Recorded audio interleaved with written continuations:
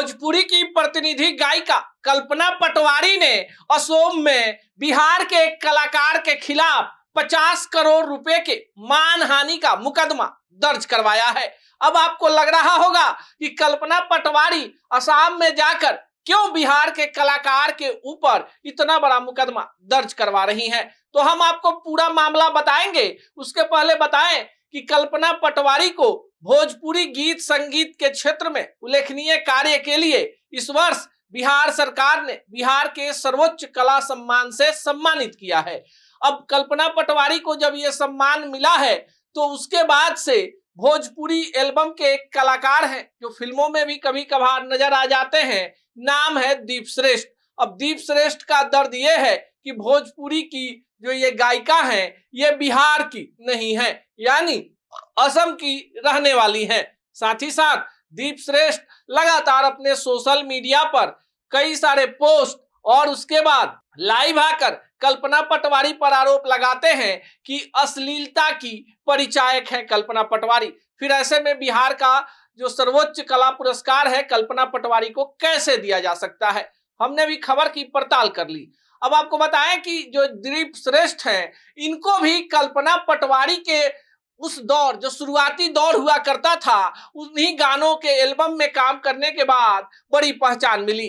गाने के बोल थे एगो चुम्मा लेला राजा जी बन जाई जतरा। अब देखिए इन सब चीजों का तो हम समर्थन नहीं करते, पर वो दौर भोजपुरी का ऐसा दौर रहा जिसमें बाहर के लोग आए और उनसे गीतकारों ने जो समझ में आया गवा लिया। पर कल्पना पटवारी भीड़ से अलग हटती गई। उन्होंने भिखारी ठाकुर के तमाम गीतों को गाया, विद्यापति की पदावली गाई, उसके बाद पूर्वी, सोठी और जतसार जैसे गीतों को भी गा दिया।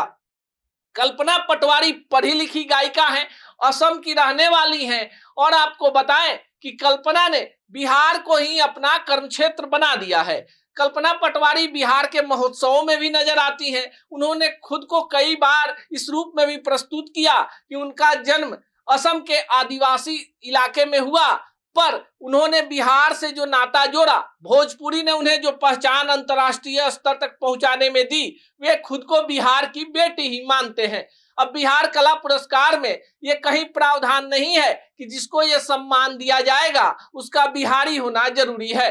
कौन कलाकार अश्लील है और कौन कलाकार अश्लील नहीं है, इसका भी पैमाना जो निर्णायक कमेटी है वो तय करती है। बिहार कला पुरस्कारों की घोषणा 2 वर्षों के बाद हुई है और पुरस्कार भी पटना में बांटे जा चुके हैं। अब दीप श्रेष्ठ को असम में जाकर कल्पना पटवारी ने 50 करोड़ के मानहानि के दावा वाला मामला दर्ज कराते हुए नोटिस भेज दिया है। खबर के अनुसार दीप श्रेष्ठ पटना के रहने वाले हैं तथा फिलहाल मुंबई गए हुए हैं। हमने भी दीप श्रेष्ठ का पक्ष जानने की कोशिश की और पता चला दीप श्रेष्ठ नहीं है।